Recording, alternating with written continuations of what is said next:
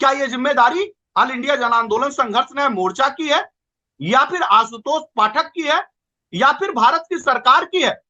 नहीं, ये पहली जिम्मेदारी सहारा प्रबंधन समूह के डायरेक्टरों, मैनेजरों और वहां के स्थानीय प्रबंधन तंत्र के लोगों की है, और उसके बाद उनके सहारा समूह के मुखिया की है कि हाथ के साथ 32 साल, 28 साल, 30 साल की सेवाएं दी है उसने। आज दर दर की ठोकरें खाते हुए अंततः काल के गाल में समा गई, और आज उनका पुरसा हाल लेने वाला, उनकी बात रखने वाला कोई नहीं, कोई बोलने वाला नहीं। ऐसे समय में अगर क्यूआईब चैनल निकल के बात बोलने की तैयारी कर रहा, मैं तो कह रहा हूं कि ईश्वर को कहीं देखना हो तो ईश्वर को मंदिरों में देखने मत जाइए,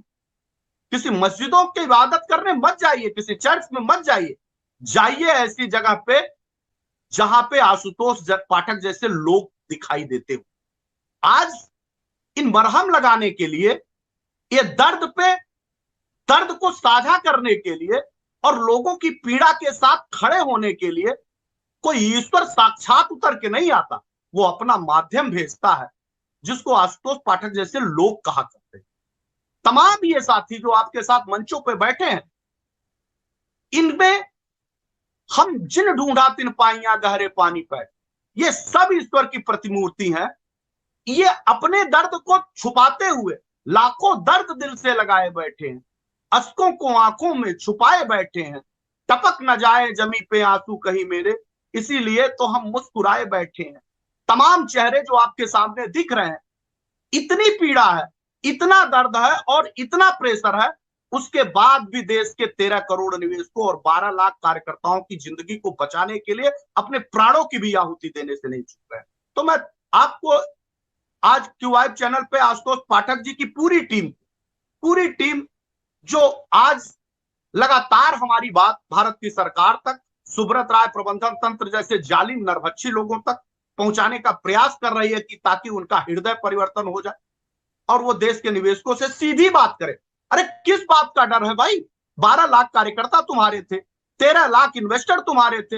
एक पिता की मौत होती है तो एक लड़का निकलता है, वो अपने पिता से बेपनाह मोहब्बत करता था। हर बच्चा अपने पिता से करता है, हर माँ से करता है, और जब उसका पिता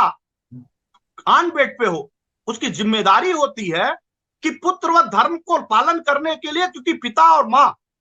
जब उसको माँ कोख से जन्म देती है और पिता उसका संरक्षण करता है, और जब वो बड़ा होता है तो वो अगर विषम हालात में पहुंचे तो अपना सर्वस्व निछावर करना चाहिए,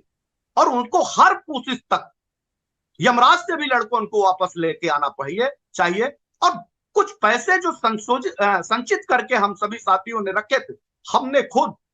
हमारे परिवार में मेरे पिता 29 दिन तक पीजीआई में एडमिट हुए, अपनी पत्नी जो दरवाजे से कदम नहीं निकालती थी, उनको सहारा प्रबंधन तंत्र की ऑफिसों में भेजने पे मजबूर हुए कि हमारे ही गाड़ी कमाई का पैसा है, अगर 2 दिन पिताजी को से उनकी दवाएं होंगी तो हमारे पुत्र व धर्म का पालन हो जाएगा। नहीं किया, अंततः पिता हमारे नहीं रहे। आशुतोष पाठक जी, मैं आपसे प्रश्न पूछ रहा हूं कि एक पुत्र का धर्म क्या है?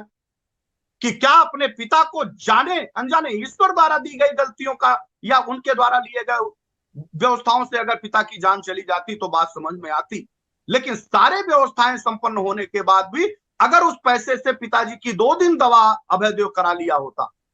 तो मुझे लगता कि हमने अपने जीवन में अपने पिता ऋण से उऋण होने का एक अंश पूरा किया है। कोई भी पुत्र अपने पिता के ऋण से कभी उऋण नहीं हो सकता, लेकिन एक जिम्मेदारी होती है कि जब पिता असहाय स्थिति में दिखता हो तो उसके सहारे के रूप में नहीं, उसके प्रतिबिंब के रूप में साए की तरह पुत्र उसके साथ खड़ा रहे